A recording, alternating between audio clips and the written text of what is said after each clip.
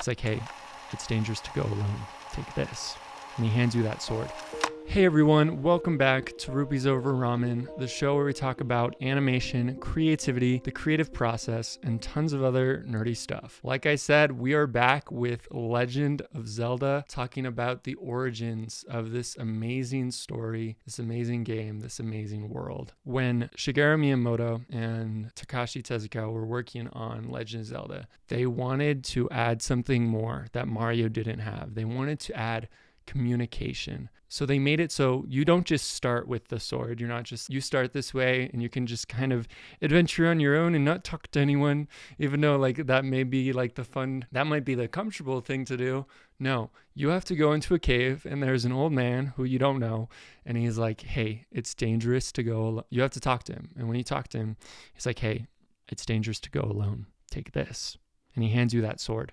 And it started this idea of communication. You need to talk. And with Legend of Zelda, when they were making it, they encourage people playing this game to communicate with other people, to talk about, hey, how did you do this? Or what was the best way of finding this, beating this dungeon, or finding this bomb, or whatever, or finding this item, whatever it may be. They kind of wanted to build that idea of communication. And with this, when Shigeru Miyamoto was working on this inspired him to make a game that was solely based on communication. So what game do you think that may be? It is one that is huge and like super fun. It's a comfy, cozy game. Animal Crossing. Yep, Animal Crossing. Legend of Zelda inspired Animal Crossing because Shigeru Miyamoto is like, hey, I really like this idea of communication within a game. It's kind of different, talking to different people and seeing what they have to say and having that impact your journey. I want to make a game that's based entirely on communication, and that's Animal Crossing. So communication is key. It's funny because yeah, I don't know. It's crazy how different things inspire other things and we have no clue. It's just like, wow, Legend of Zelda inspired Animal Crossing. That's pretty cool. Now talking about the music and sound design of Legend of Zelda. You've probably heard of him if you're a fan of Nintendo, but if you haven't heard of him, he's Koji Kondo. He has made so much amazing music. Go look him up and listen to some of his music right now. He's more important. Pause this, type it in, just have it there, and then you can come back to the podcast and keep listening. You can listen to that and when you have the time to. So with Legend of Zelda, I found it kind of interesting to find out that there were really only 5 main music tracks, which makes sense, like when you think about it, because cartridge games, they were pretty limited. It wasn't like cartridges now where you can have like terabytes of storage on a little mini micro SD card. It was pretty limited. So they had 5 main music tracks. And along with that, they also had the world map was kind of this whole like tile set. You could see it all at once. But yeah, so that's kind of, and when you go to different areas, the music would change, and that's kind of how it worked. So when working on this, Koji Kondo, he really wanted to use Ravel's Bolero, which is like a classical song, but it was still under copyright. So the song was written a really long time ago, but it hadn't been quite long enough for people to use it like in games and stuff like that. It was really late into development. So Koji Kondo's like, okay, I guess I'll just write my own overworld theme. And he wrote it within that day, like that one day. And this theme has become an iconic motif that has echoed throughout Legend of Zelda from game to game to game. There's always those like throwbacks, that little nostalgia when you hear that theme. And it's in one day. I'm like, what? Like, what? That's amazing. But that's crazy. Like, what? Okay, you're awesome, Koji Kondo. You're awesome. And if you don't know what a motif is just like a few notes. It's recognizable and you can hear it. Like one would be do do do do do do do do do do do do do.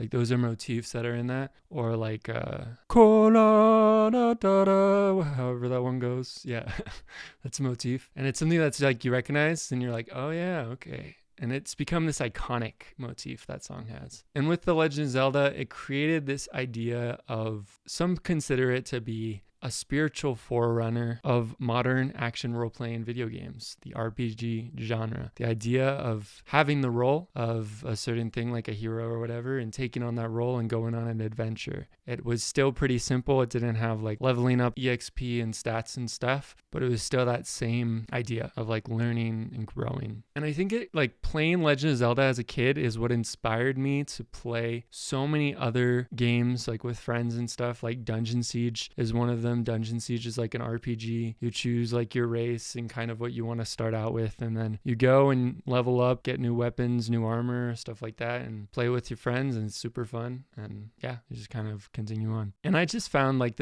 I found this idea fitting of talking about Legend of Zelda because there's this new Legend of Zelda game coming out, Legend of Zelda Tears of the Kingdom. It is a sequel to Breath of the Wild, and they are expanding upon that idea of a non-linear game even more so. That you don't just have the world that you're walking on, but you also have the sky, and you can go up there and you can explore the sky too. And there's like a sky kingdom and stuff, and you can fly down from the sky to the ground and go back up and just explore and explore and explore, find new items, level up, get new armor, boss fights, all that good stuff. And with that, even if you're not a fan of video games, even if you're not a fan of fantasy, the thing that I find so amazing about these things and other like stories and games and stuff is the idea of taking you and putting you in this new world, in this new place, and you get to uncover the mysteries and discover the unknowns of this unknown world. Like Shigeru Miyamoto like really fought for is you can explore the unknown, and you can go, even if you're just like reading like Pride and Prejudice, you're discovering this new world, this unknown thing, and you're like, wow, this is really interesting how they thought. And that's why I find books, manga, movies, animation, whatever, so interesting, because you get to discover this unknown thing and you get to experience it. And it's created by so many amazing people that love these things and want you to be a part of this world that they're creating. And that's something that I want to do too. So hope to do more with that in the future. But I just wanted to close with some thoughts from Austin Kleon's book. So he talks about climbing your own family tree, your like creative family tree. And he says, seeing yourself as part of a creative lineage will help you feel less alone as you start making your own stuff. I hang on to pictures of my favorite artists in my studio. They're like friendly ghosts. I like that. It reminds me of like Harry Potter with Dumbledore. He has all the other headmasters up there. It's like, hey, inspire me.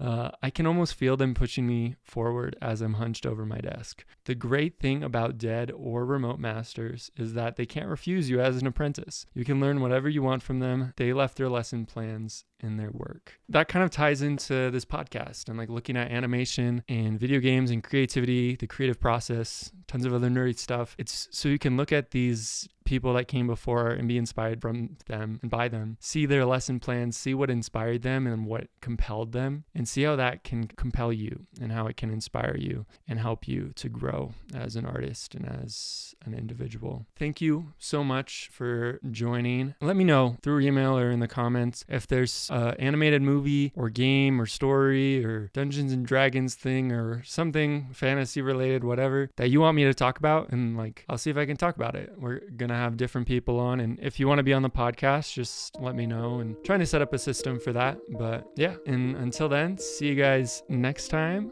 and see you next Saturday. Peace.